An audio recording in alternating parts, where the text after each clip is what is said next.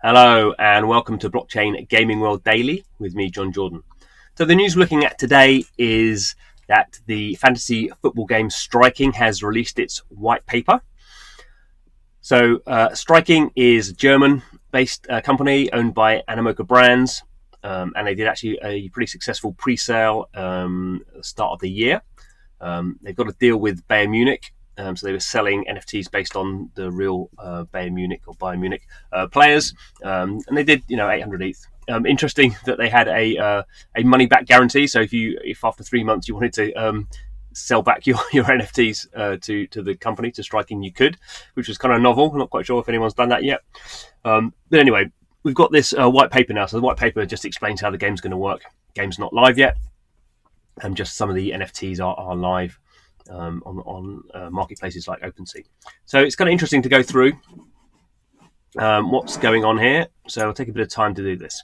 So Stryking is a blockchain sports gaming platform.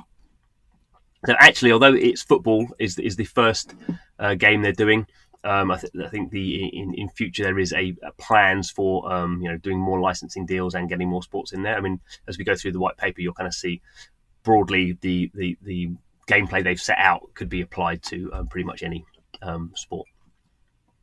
So the first one is the release of FC Bayern Munich NFTs launching the Bundesliga, the German football league, onto the blockchain.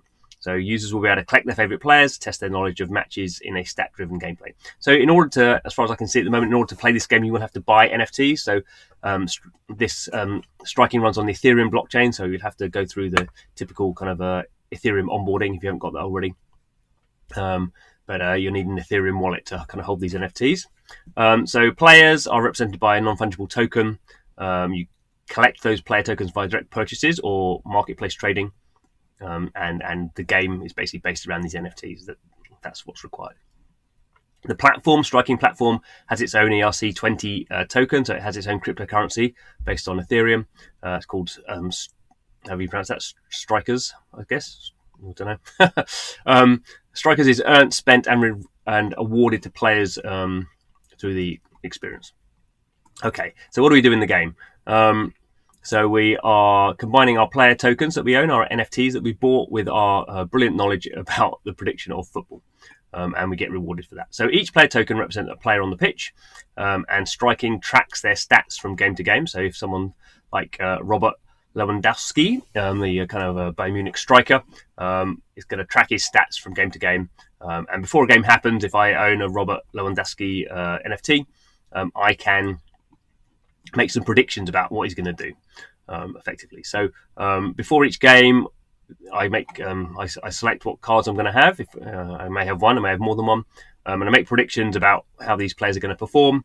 And then these player tokens are locked in, so I can't do anything with them until the game's finished, and my predictions are fulfilled or not fulfilled.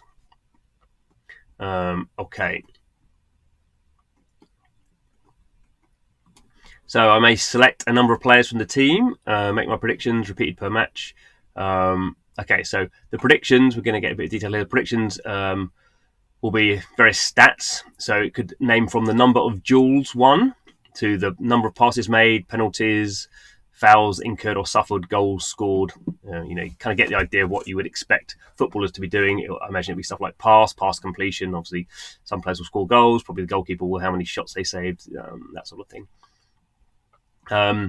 So after selecting a category, I choose the amount of passes I think a player's going to make, and this may be within predefined limits. So I'm not going to say exactly that this player's going to make 20 passes in a game, but it will be in a range. So here we have, if you have the Thomas Muller NFT, and I go into the assist category, I might select the range 1 to 2 or 3 to 4. So assists is the pass before the player scores. So he assisted a goal. How many goals is he going to assist in a game? So obviously it's not going to be 10. So we get the idea of what's going on there. We're owning players, and then we're predicting on what players are going to do in the game. Okay, so that's that little bit of it. How does that work with this Striker's currency? So I have to spend a bit of the currency in order to make my predictions. And obviously, if my predictions are correct, then I'm going to get some as a reward. What's interesting is if my predictions fail, the tokens are going to go into basically a reward pot that's going to reward the whole kind of community for their performance.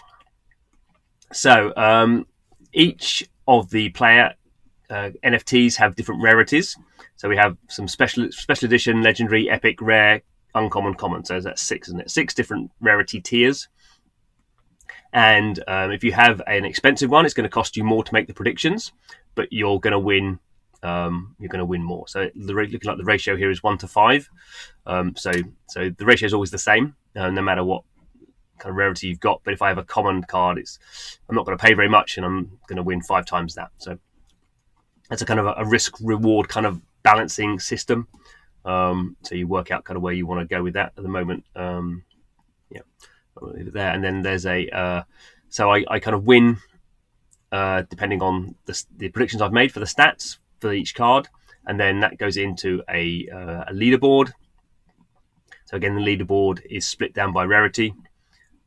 So if I make a correct prediction on one of the stats of one of my players, I get then rewarded. I get certain points that will position me on the leaderboard, and then every calendar month, the person who's at the top of the leaderboard of each leaderboard gets rewarded as well.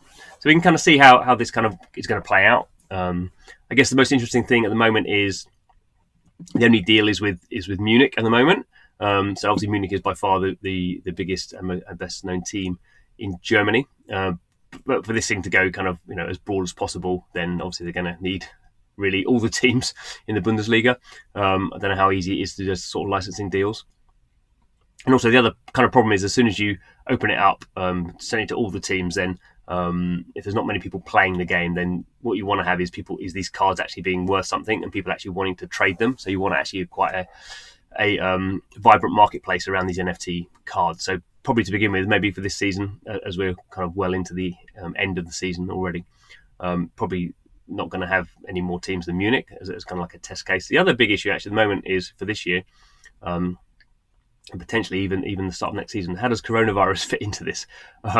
Certainly starting to see some games being postponed, some games probably never going to be played in Italy at the moment, so not a good time to be launching actually fantasy football kind of products, because there's all this other stuff going on in the market.